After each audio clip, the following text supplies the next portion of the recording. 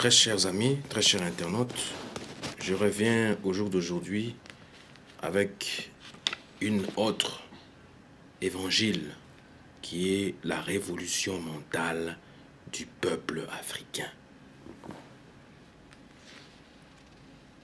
Vous savez, ayant été victime pendant longtemps des crimes les plus graves commis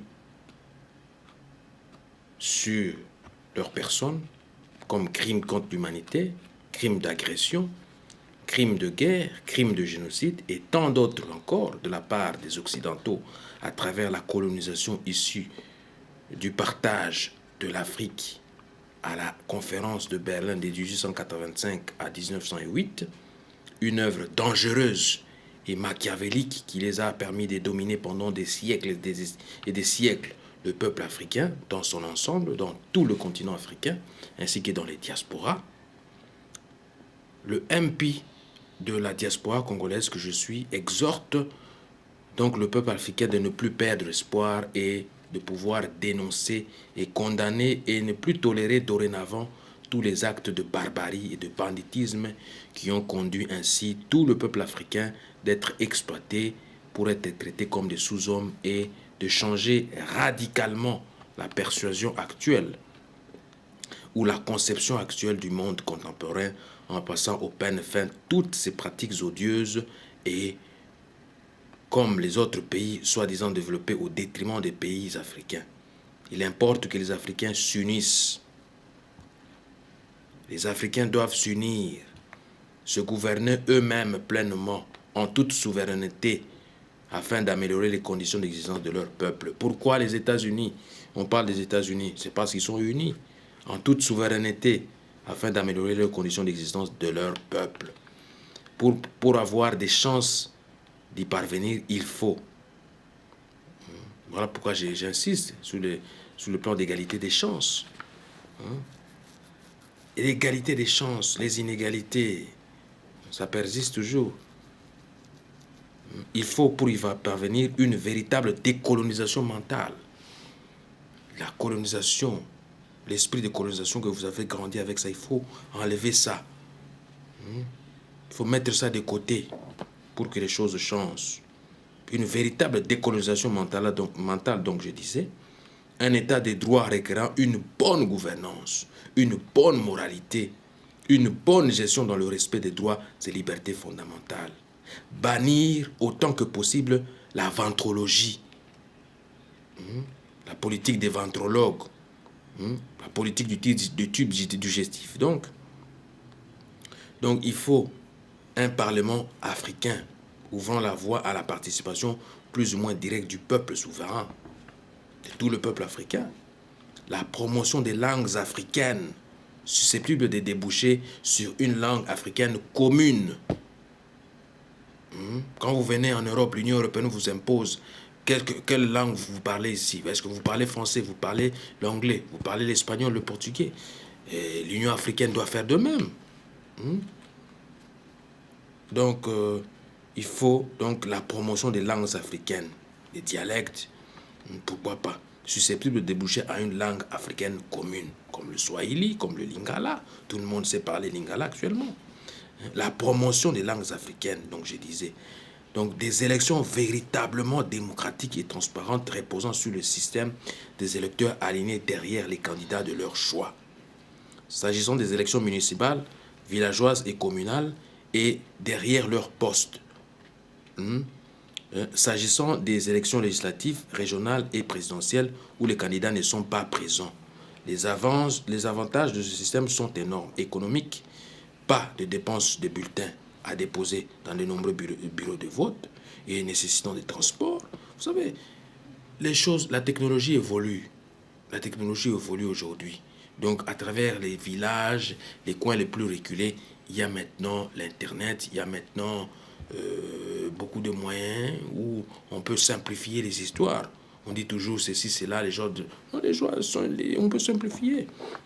Pas de dépenses d'urnes et de leur transport. Les électeurs sont alignés dans les couloirs de 2 mètres de haut, séparés les uns les autres par des branchages nattes, pannes, etc. Une simple hein, donc, donc je disais, donc un simple comptage des électeurs donne les résultats qui sont proclamés sur place dans la transparence. Il n'y a plus de manœuvres à dire que non, les élections, on n'a pas... Non, c'est simple. D'ordre éthique, moralité complète et juste des élections. Les résultats reflètent réellement la volonté du peuple et les dépenses sont pratiquement nulles. Les fraudes inexistantes, parce qu'il n'y aura pas des gens qui vont insister aux fraudes électorales, par rapport à quoi? Les logiciels sont là, sont clairs et nets. Nous avons les résultats déjà. Donc, on est quitte. C'est non seulement le triomphe de la démocratie, souvent critiqué parce que mal appliqué, mais la satisfaction de la population et l'absence de troubles post-électoraux. Un contrôle rigoureux de l'application de la démocratie dans chaque État, comportant une série de sanctions à infliger aux dirigeants prédateurs, incompétents, dictatoriaux et immoraux au profit de ceux qui servent leur pays en toute honnêteté, fidélité et dévouement. La suppression de l'économie de la traite à laquelle il faut substituer la transformation sur place des matières premières. Voilà. On n'aura plus à faire faire venir des minéraux ici pour transformer ça, en fin de compte, revenir avec ça encore. Non, nous allons avoir nos histoires de transformation sur place en Afrique et les choses vont bien marcher. L'incorporation obligatoire dans les budgets nationaux de l'argent généré par l'exploitation des ressources naturelles nationales. Voilà. Là, on connaît combien, par exemple, le diamant a été vendu, combien, par exemple, le coltan a été vendu. On est déjà quitte, on connaît tout ça. Donc, c'est ça. L'incorporation obligatoire dans le budget national de l'argent généré par l'exploitation des ressources naturelles nationales.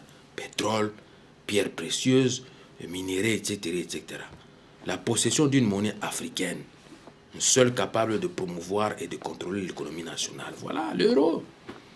Comme on a aux États-Unis, on parle du dollar américain. Ça se consomme partout. Et on aura aussi notre dollar africain. Un jour, qui sait, où ça sera le Makuta, ou je ne sais pas. Le retour en Afrique des cadres africains de la diaspora formés à l'étranger, afin d'assurer le développement national et la mise en valeur du continent par l'exploitation nationale, l'exploitation rationnelle des immenses richesses des pays respectifs et d'entretenir un commerce fructueux, des échanges réciproquement bénéfiques avec les autres pays. Voilà le retour de la diaspora des ressortissants vivant à l'étranger, des ressortissants africains, si je peux m'expliquer ainsi. C'est clair. Enfin, la constitution d'un gouvernement des États-Unis d'Afrique pourra permettre d'accomplir tout ce travail progressivement à raison d'innombrables contraintes, surtout financières. Ne serait-ce que dans les domaines prioritaires, utiles mais difficiles tels que la santé, dans la lutte contre le sida, la fabrication de produits pharmaceutiques sur place, par l'exploitation et l'utilisation rationnelle des plantes médicinales africaines. La défense avec la possibilité d'utilisation d'une main-d'œuvre soldatesque à des tâches aussi bien militaires propres que le développement économique et social. Là, il n'y aura plus de conflits. Parce qu'on a une armée réellement africaine, qui va pallier à toutes les guerres, à tous les conflits là. L'exploitation rationnelle des énergies renouvelables comme les énergies éoliennes, solaires, le vent, etc. Il faut développer ça. Dans d'autres cieux, on développe ça, mais nous, on ne développe pas ça là, dans le continent. Il faut faire un effort. L'exploitation, en cas de besoin, des ressources du sous-sol. L'installation des usines métallurgiques pour des besoins de l'industrialisation, l'éducation, l'utilisation des matériaux locaux pour la construction des bâtiments de toutes sortes, des produits de consommation locale, etc., etc., ainsi que la suppression totale ou partielle du recours aux gens visa pour voyager d'un pays à l'autre au sein même du continent africain. C'est simple. Ici, on parle de Schengen. Et nous aussi, nous devons avoir notre africanaire avec nous là-bas. Et voyager des pays africains, ça doit être simplifié. Vous savez, en simplifiant ça, on ne va plus parler on n'aura plus des problèmes avec des flux migratoires, un problème avec des migrations, non.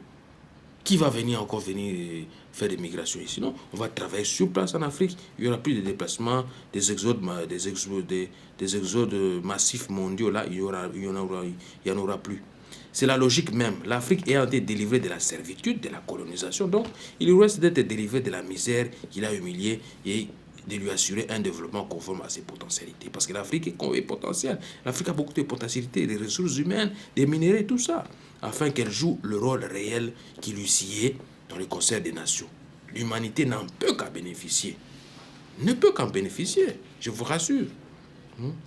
Lorsque la révolution mentale sera de mise dans le dedans de tout le peuple africain, que le continent entier va se développer et assurera sa croissance tant économique, sociale, sécuritaire, spirituelle, etc., etc. Donc, à partir d'aujourd'hui, il vous faut changer radicalement votre mental, vous animer d'une mentalité renouvelée, d'une révolution mentale pour que les choses changent. Il ne faut plus vivre dans des complexes, dans des paradigmes, et dire que le paradis, non, l'Eldorado, c'est l'Europe. Non. Votre continent aussi peut demain faire appel à la main-d'œuvre européenne, à la main-d'œuvre asiatique, à la main-d'œuvre américaine. Donc ce n'est pas exclu. Il faut seulement vous animer d'une révolution mentale pour que les choses avancent. Je vous remercie beaucoup. On se retrouve la fois prochaine.